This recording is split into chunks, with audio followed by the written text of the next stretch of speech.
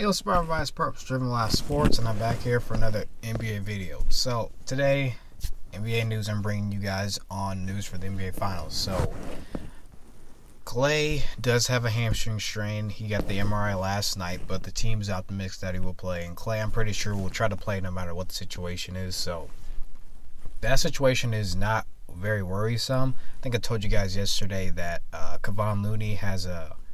Well, I probably didn't tell you this. He actually has a cartilage fracture in his right collarbone, so he's probably going to be out for the rest of the NBA Finals, which doesn't really help them because they're already without KD. We don't really know if Klay is going to play, so that part is questionable. Andre Iguodala still has that calf strain that he's dealing with, so he's pretty hobbled. And as good as DeMarcus Cousins played, he's not exactly 100%. He's still hobbled by that torn quad. I think he's still a little hobbled, but to me, not as much. I think he's just not in game shape because when you have a leg injury, the one thing you can't do is run. So what you're really doing is you're just doing upper body stuff, but he can't do cardio. He wasn't able to run. So when he finally did get back, which is like 2 weeks ago, a lot of it is you can't simulate game speed or that type of stuff in a scrimmage, so it's all about playing. So I think it's great what Steve Kerr did because him just getting more minutes is just playing him back into game shape. And I think him getting back, him playing the way he did, I think that translates into tomorrow night, which tomorrow I'm going to be doing my NBA Finals preview for you guys, my final one. But this Warriors team,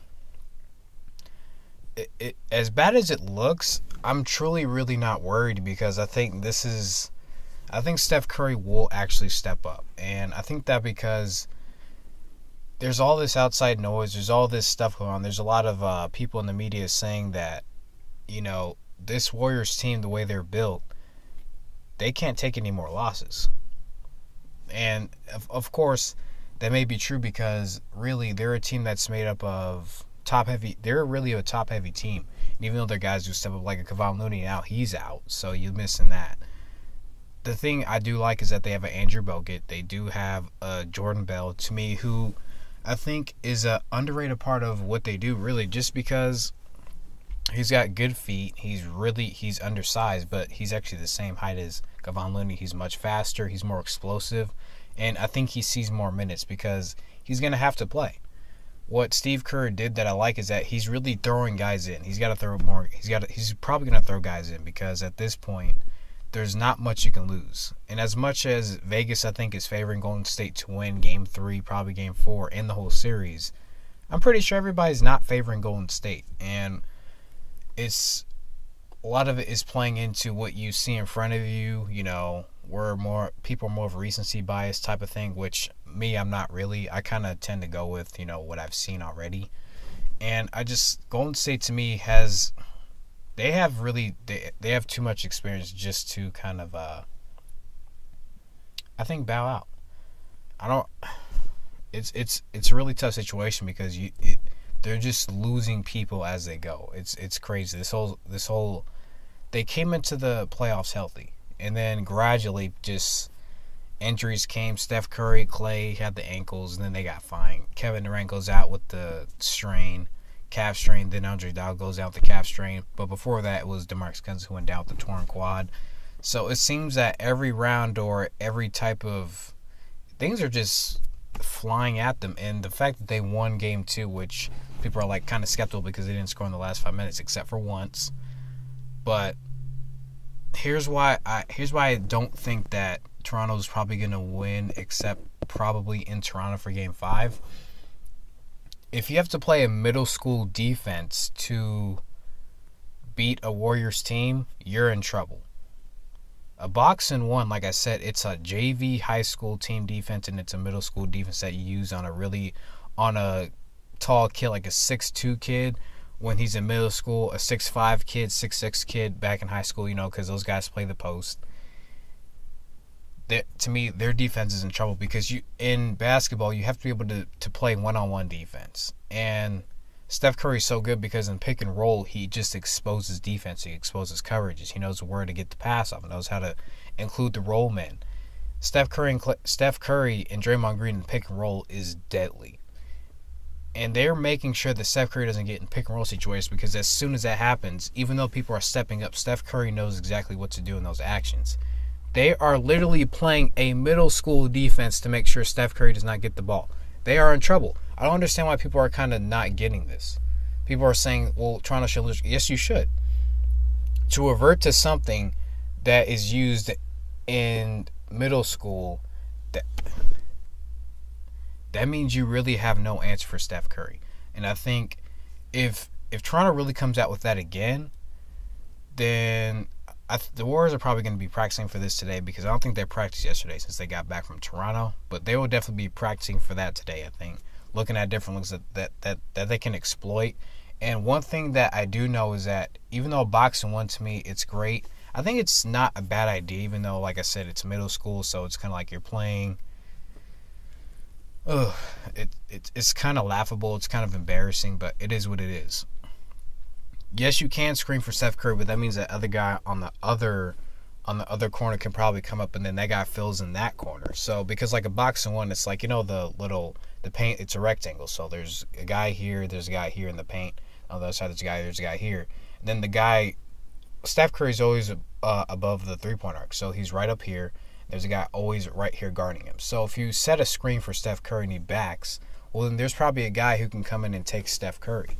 So I'm not really sure how you can really beat a boxing one necessarily, because I've never seen it played until now. And of course, because they threw that in, especially in the second half, Golden State really couldn't adjust because they haven't seen that. So it's good that they've seen it now and they can practice for it, but I don't think this is a good sign for the Raptors, because you shouldn't have to revert to something that really works for a high school, for a JV high school team. I've never even seen that in a varsity basketball game before. That's how ridiculous it is. Another thing I want to point to is that even though Kawhi Leonard scored 34 points, he really got his points mainly from the free throw line. He shot 14 free throws. I think he only missed maybe one or two free throws, but he only shot 40% from the field. He was 8 of 20. So here's why I think this is great, because that means Golden State's defense is not only making sure that they're bumping him off his spots, they're contesting all his shots. They're making his shots harder and difficult. He's really playing really on one leg, because that left knee, because he's trying to compensate, I heard, for the quad tendonitis, or whatever the quad thing he had last year. I think he's still trying to compensate for that, and then it's the tendonitis is in his knee now. So I don't know who you already had Pascal Siakam step up, then Draymond Green shut him down for game 2. He only shot 5 of 18. Then you got Marc Gasol who only had 5 points. Then you had, I think it was Serge Ibaka only had 6 points. So it's Golden State's defense is playing at a different level, and I think they carry that over. One thing that Golden State does is that they play defense a lot more times, more often, more consistent than their offense at times, because there are times when Golden State isn't hitting shots, like in the last 5 minutes. But what people keep misunderstanding is that Golden State wasn't scoring, but neither was Toronto until they hit those 2 buckets. I think it was a layup and a 3. So as bad as Golden State's offense was, they still made sure that Toronto had a difficult time scoring. So if I'm going to say one thing before I end this video, because this is about over, is that you can have all the thoughts you want that maybe Golden State's in trouble. I don't think they are. You can think that, but to me, Golden State's defense has held, especially in the second half. To me, their second half defense, especially in game 2, was mainly the reason why Toronto couldn't get anything going. Even open shots that they missed. Golden State, a lot of times, is always there to contest people. They're always running at guys.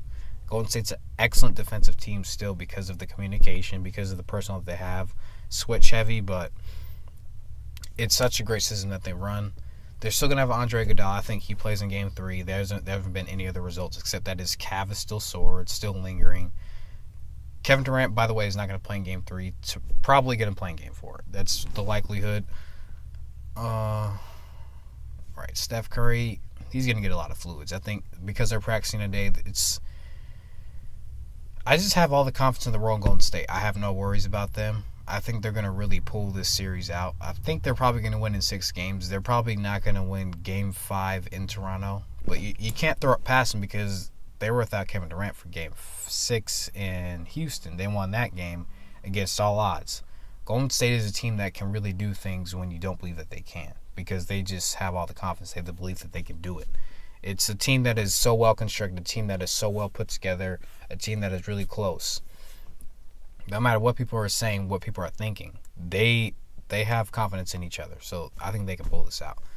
So that's going to do it for this video. This was my breakdown of the injuries, all the scenarios, especially the box and one defense that Toronto just pulled out of their butts.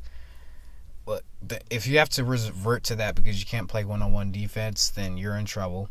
I don't know if Clay plays. I think he does play in Game 3. Probably going to play less minutes than usual because you want to make sure that, as limited as he is going to be in Game 3, you want to make sure that he's less limited going on for the rest of the series, because a hamstring is one of those injuries that you just can't really diagnose too much. Even though there are grades for it, a hamstring can pop up at any moment, and then it can get worse or it can get better at any moment. So you just got to watch out for that. But it's going to do it for this video. This is my breakdown real quick before I do my finals preview tomorrow. Thank you guys for listening. This is Purpose Driven Live Sports, and I'm out of here.